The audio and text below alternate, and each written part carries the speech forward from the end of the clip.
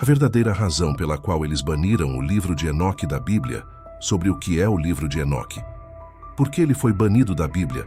O que ele contém que é tão assustador que deve ser escondido da Bíblia Sagrada pelo mundo? O livro de Enoque é afirmado ser escrito por Enoque, que foi o pai de Matusalém e o bisavô de Noé, o construtor da arca. O livro abrange tópicos fascinantes e misteriosos, como as origens dos demônios e dos nefilins, a queda dos anjos e uma exposição profética do reinado de 1000 anos do Messias. Claramente, o livro abrange muito, no entanto, foi removido sem cerimônia da Bíblia pelo imperador Constantino e o Concílio de Nicéia em 325 d.C. A questão é por quê? Por que o livro de Enoque foi banido da Bíblia? O que ele contém que é tão preocupante que teve que ser excluído da Bíblia? Existe algum tipo de conspiração por trás da remoção? É verdade que ele contém algum segredo que os primeiros pais da igreja não queriam que víssemos? Se você está curioso para saber a resposta a essas perguntas, você veio ao vídeo certo. Neste episódio, vamos olhar para as 4 principais razões pelas quais o livro de Enoque foi retirado da Bíblia. Algumas das razões vão te surpreender, enquanto outras podem te preocupar profundamente. Mas antes de entrar nisso, reserve um momento para nos ajudar, se inscrevendo neste canal se você é novo aqui, curta e compartilhe este vídeo. Confira nosso canal para outros ótimos vídeos para assistir e compartilhar. Deus abençoe e enriqueça seu conhecimento enquanto você faz isso. Agora vamos lá. Número 1. Jesus e os apóstolos não reconheceram o livro de Enoque como escritura. É verdade que alguns dos primeiros pais da igreja valorizavam muito o livro de Enoque, mas eles nunca o referiram como escritura. Portanto, não podemos considerá-lo como uma palavra autoritativa de Deus. E quanto à afirmação de que certas passagens da Bíblia foram inspiradas pelo livro de Enoque? Por exemplo, há a especulação de que o livro de Judas 14:15 é uma citação do livro de Enoque e que Judas considerava Enoque como escritura. Vamos dar uma olhada exatamente no que Judas diz e fazer a comparação. Ele diz: "Eis que o Senhor veio com muitos milhares de seus santos para executar julgamento sobre todos e para convencer a todos os ímpios de todas as suas obras ímpias que cometeram impiedosamente e de todas as coisas duras que os pecadores ímpios falaram contra ele." Judas 1:14-15. Agora aqui está o que Enoque diz: "Eis que ele virá com 10 milhões de santos para executar julgamento sobre todos. Ele destruirá os perversos e censurará toda a carne por causa de tudo o que eles fizeram, o que os pecadores e os perversos cometeram contra ele." Enoque 1:9. Existem semelhanças, mas uma análise detalhada mostra algumas diferenças em ambos os textos. Por exemplo, enquanto Judas se refere a milhares de anjos, Enoque se refere a milhões. Talvez isso não seja muito significativo. A palavra grega em Judas, que é traduzida como milhares, é murias, que literalmente significa 10.000 quando usado no singular. No entanto, quando usado no plural significa inumeráveis. Talvez essa seja a razão da discrepância. Aqui está o que penso sobre isso. O livro de Enoque pode não ser escritura, pode não ter sido diretamente reconhecido por Jesus mesmo e pela maioria dos apóstolos, mas parece ter influenciado algumas passagens na Bíblia. No entanto, muito disso é inconsistente com a Escritura. Número 2. O livro de Enoque é inconsistente com a Escritura. O livro de Enoque contém narrativas e conceitos teológicos que não são consistentes com a Escritura aceita. Por exemplo, segundo o livro, nos primeiros dias da humanidade, antes do dilúvio de Noé limpar o mundo, existiam os vigilantes, que eram anjos encarregados de supervisionar e ajudar os humanos, nos ensinando retidão e transferindo conhecimento especial para nós. No entanto, como a história segue, esses anjos se apaixonaram por mulheres humanas. Apesar do aviso de Deus, os anjos foram desafiadores e começaram a tomar as mulheres como esposas, o que levou à sua queda. Além disso, os casamentos entre os vigilantes e as mulheres humanas produziram seres incomuns e estranhos, gigantes conhecidos como nefilins. Os nefilins eram seres poderosos e frequentemente violentos, causando muitos desastres e derramamento de sangue na terra, como resultado de sua desobediência e o caos subsequente causado por sua prole, Deus decidiu punir os vigilantes, ou anjos caídos. Eles foram amarrados e aprisionados nas profundezas da terra, como pena por suas transgressões. O livro também afirmava que Enoque, que era um homem justo, atuou como intermediário entre os vigilantes e Deus. Basicamente, os anjos caídos pediram a Enoque para interceder em seu nome diante de Deus, buscando perdão por seus pecados. Como você pode ver, essas histórias, por mais interessantes que pareçam, oferecem visões diferentes de nossa compreensão dos anjos, como mostrado na Bíblia.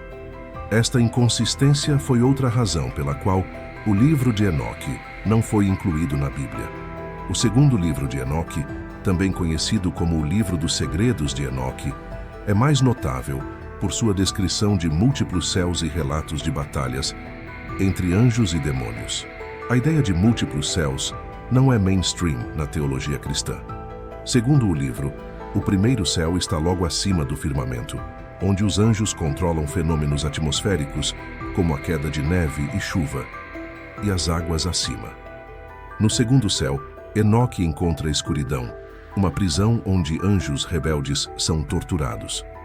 No terceiro céu, ele vê tanto o paraíso representado como o jardim do Éden, que também é guardado por anjos, quanto o inferno onde as pessoas más são torturadas. O quarto céu é o lugar dos movimentos do sol e da lua. Ele vê criaturas angelicais. Também neste nível há um coral celestial composto por anjos soldados, cujo canto é maravilhoso e maravilhoso para Deus. No quinto céu, Enoque encontra alguns Grigori, que são soldados de Satanás que se parecem com seres humanos, mas eram gigantes. Eles estavam em um estado de limbo, ainda não condenados, e Enoque os convenceu a se arrepender. No sexto céu, ele vê os anjos encarregados de governar o cosmos e as pessoas. Estes são os arcanjos que estão acima dos anjos. Eles medem toda a vida no céu e na terra, e são nomeados sobre estações e anos. Neste céu, também residem os anjos que estão sobre rios e mares, sobre os frutos da terra e sobre toda a erva, dando alimento a toda criatura viva. Também neste reino residem os anjos que registram todas as almas dos homens, todas as suas ações e suas vidas perante Deus.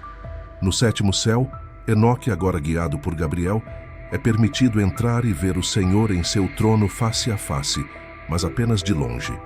Aqui é onde as legiões dos anjos de Deus vivem em uma bela luz. O oitavo céu está logo abaixo do firmamento superior, no qual estão presas as constelações. Aqui reside Muot, que muda as estações e movimenta as constelações. O nono céu é o firmamento superior com constelações fixas e o que muda as estações. O décimo e último céu é onde está o trono de Deus e o rosto de Deus pode ser visto de perto. Aqui é onde Deus realiza seu julgamento. Novamente, como você pode ver, estas são descrições altamente detalhadas e interessantes. Infelizmente, elas não são principalmente corroboradas pela Bíblia canônica. Isso significa que estão erradas? Não podemos dizer com certeza, mas não são consistentes, pelo menos não em grande parte do que sabemos da Bíblia Sagrada inspirada por Deus. Esta é outra razão pela qual o livro foi removido da Bíblia. Número 3.